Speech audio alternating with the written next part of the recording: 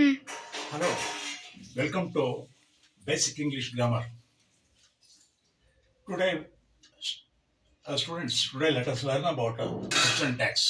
Question tags ಸಾಮಾನ್ಯವಾಗಿ P U ಹೈಸ್ಕೂಲಲ್ಲಿ ಮತ್ತೆ ಡಿಗ್ರಿಲೂ ಕೂಡ ಕೇಳ್ತಾ ಇರ್ತಾರೆ. ಕ್ವಶನ್ ಟ್ಯಾಗ್ಸ್ ಬರೀರಿ, add question tags, add suitable question tags ಅಂತ ಬರೀತಾರೆ.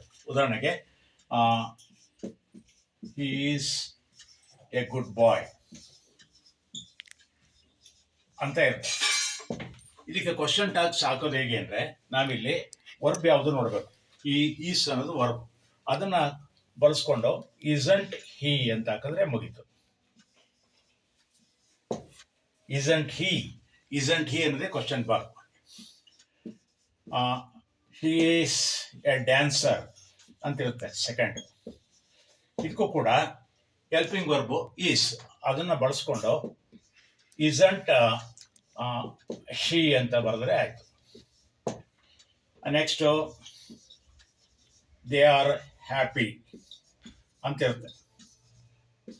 ಇದು ಕ್ವಶನ್ಸ್ ಹೇಗೆ ಅಂದರೆ ಆರ್ ಅಂಟ್ ದೇ ಹಾಕಿದ್ರೆ ಆಯ್ತು. ಇದನ್ನ ಹೆಲ್ಪಿಂಗ್ ವರ್ಬ್ ಆರು, ಇಲ್ಲಿ ಹೆಲ್ಪಿಂಗ್ ವರ್ಬ್ ಇದು ಆರ್ ಅಂಟ್ ದೇ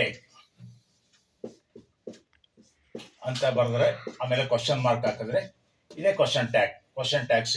ಇವೆಲ್ಲ ಕ್ವಶನ್ ಟ್ಯಾಗ್ಸ್. ಆಮೇಲೆ he was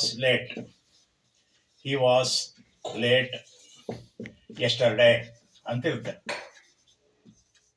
ಅಂದರೆ ನೆನ್ನೆ ದಿನ ತಡವ ಬಂದ ಅಂತ. ಅದಕ್ಕೆ ಹೆಲ್ಪಿಂಗ್ ವರ್ಬ್ ಯಾವುದಿಲ್ಲಿ?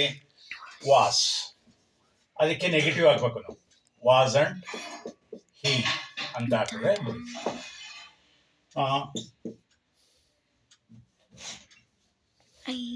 ಉದಾಹರಣೆಗೆ ನೆಗೆಟಿವ್ ತಗೋಣ. It is not A hot day ಅಂತಿರುತ್ತೆ. ಇದು ಯಾವ ಸ್ಟೇಟ್ಮೆಂಟ್ ನೋಡ್ಬೇಕು. It is not A hot day, ಇದು ಮೊದಲು ಮಾಡಿದವಲ್ಲ ಪಾಸಿಟಿವ್ ಸ್ಟೇಟ್ಮೆಂಟ್ಸ್, ಯಾಕೆಂದ್ರೆ ಅಲ್ಲಿ ನೋ ಅಥವಾ ನಾಟ್ ಇಲ್ಲ, ಇಲ್ಲಿ ನಾಟ್ ಇದೆ, ಆದ್ರೆ ಇದು ನೆಗೆಟಿವ್ ಸ್ಟೇಟ್ಮೆಂಟ್. ನೆಗೆಟಿವ್ ಸ್ಟೇಟ್ಮೆಂಟ್ಗೆ ಪಾಸಿಟಿವ್ ಕ್ವಶನ್ ಟ್ಯಾಗ್ ಹಾಕ್ಬೇಕು ನಾವು. ಅಂದ್ರೇನು? ಈಸ್ ಇಟ್, ಈಸ್ ಅನ್ನೋದು ಹೆಲ್ಪಿಂಗ್ ಬರ್ಸ್ಕೊಂಡು ಈಸ್ ಇಟ್ ಅಂತ ಹಾಕಿದ್ರೆ ಅದು positive. They were not students ಅಂತ ಇರುತ್ತೆ.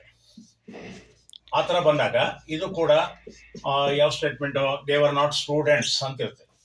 ಇದು ನೆಗೆಟಿವ್ ಸ್ಟೇಟ್ಮೆಂಟ್, ಯಾಕೆ ಅಂದರೆ ನಾಟ್ ಅಂತಿದೆ. ಇಲ್ಲಿ ಹೆಲ್ಪಿಂಗ್ ವರ್ಬ್ ಯಾವುದು? ವರ್, ಅದನ್ನು ಬಳಸ್ಕೋಬೇಕು ನಾವು.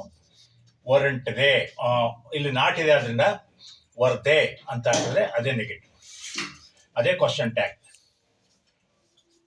ವರ್ ದೇ ಅಂತ ಬರೆದ್ರೆ ಅದೇ ಕ್ವಶನ್ ಟ್ಯಾಗ್. ಗೊತ್ತಾಯ್ತಲ್ಲ ನಿಮಗೆ? ಅಂದರೆ ಪಾಸಿಟಿವ್ ಸ್ಟೇಟ್ಮೆಂಟ್ಗೆ ನೆಗೆಟಿವ್ ಕ್ವಶನ್ ಟ್ಯಾಗ್, ನೆಗೆಟಿವ್ ಸ್ಟೇಟ್ಮೆಂಟ್ಗೆ ಪಾಸಿಟಿವ್ ಕ್ವಶನ್ ಟ್ಯಾಗ್. ನಾನೀಗ ಕೆಲವು ಹೋಮ್ವರ್ಕ್ ಕೊಡ್ತೇನೆ, ನೀವು ಅದನ್ನು ಟ್ರೈ ಮಾಡಿ.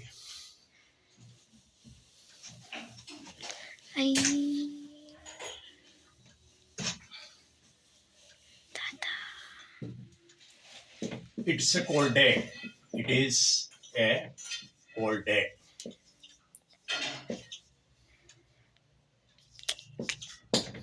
ಇದನ್ನ ಟ್ರೈ ಮಾಡಿ. ಇದಕ್ಕೆ ಕ್ವಶನ್ ಟ್ಯಾಗ್ ಹಾಕ್ಬೇಕು ನೀವು. ಇದು ಯಾವ ಸ್ಟೇಟ್ಮೆಂಟು? ಪಾಸಿಟಿವ್ ನೆಗೆಟಿವ್ನೋ? ಇಲ್ಲಿ ನೋ ಅಥವಾ ನಾಟ್ ಇಲ್ಲ, ಆದ್ರಿಂದ ಪಾಸಿಟಿವ್ ಸ್ಟೇಟ್ಮೆಂಟ್.